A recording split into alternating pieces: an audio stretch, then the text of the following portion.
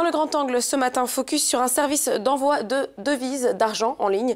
World Remit propose un système simple, peu coûteux et sécure pour les Africains de la diaspora qui souhaitent envoyer de l'argent à leurs proches. L'idée de son fondateur, Ismaël Ahmed, lui est venue lors de ses études universitaires alors qu'il rencontre lui-même ce problème d'envoi de devises. Armel Nga a pu le rencontrer à Casablanca il y a quelques jours et lui a demandé ce que World Remit peut apporter réellement au continent africain. Écoutez.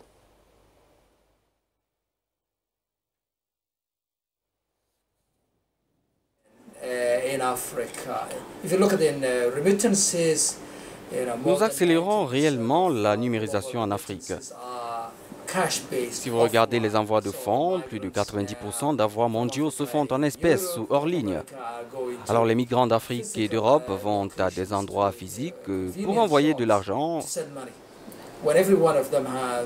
quand bien même chacun d'entre eux possède un smartphone. Nous essayons de transformer la façon dont les gens effectuent des transferts d'argent chez eux via une application.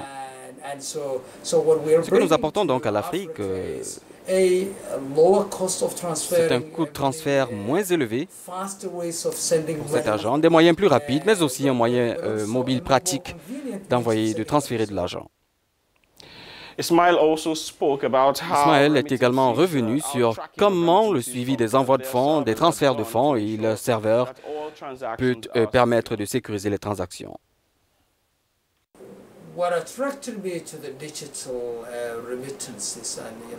Ce qui m'a attiré vers les transferts de fonds numériques, c'est cette facilité qu'il y a à suivre et empêcher les flux illicites qui financent le terrorisme et le blanchiment d'argent. Les transactions numériques ont une possibilité de subir un audit.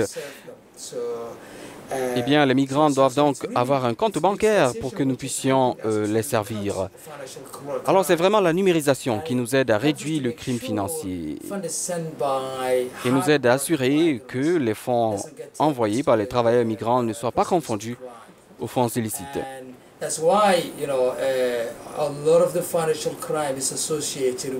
MoneyGram et Western Union ont reçu des amendes en raison de ce que des personnes utilisant de l'argent dans leurs agences en Europe et en Amérique du Nord étaient impliquées dans le blanchiment d'argent. Et puis Ismaël Ahmed a également estimé que les économies africaines ont plus à apprendre les unes des autres, particulièrement à l'ère du numérique.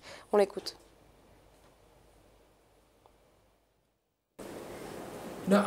Je pense que nous pouvons apprendre beaucoup de nos compatriotes africains. Ce sont les Africains qui dirigent le monde en ce qui concerne les transactions à l'ère numérique.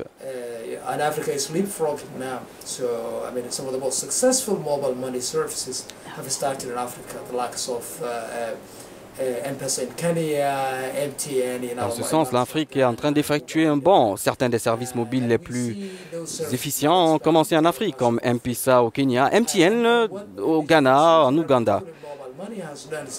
Et ce que la numérisation, en particulier l'argent mobile, a fait, eh bien, c'est d'aider les économies africaines à passer de l'économie informelle à l'économie formelle. Le Kenya a révisé à la hausse son PIB de 25%, en grande partie grâce à la numérisation et au passage de l'informel au formel. Je pense donc que nous pouvons apprendre des pays africains plutôt que de copier les modèles occidentaux qui ne correspondent pas nécessairement à notre environnement et à nos économies.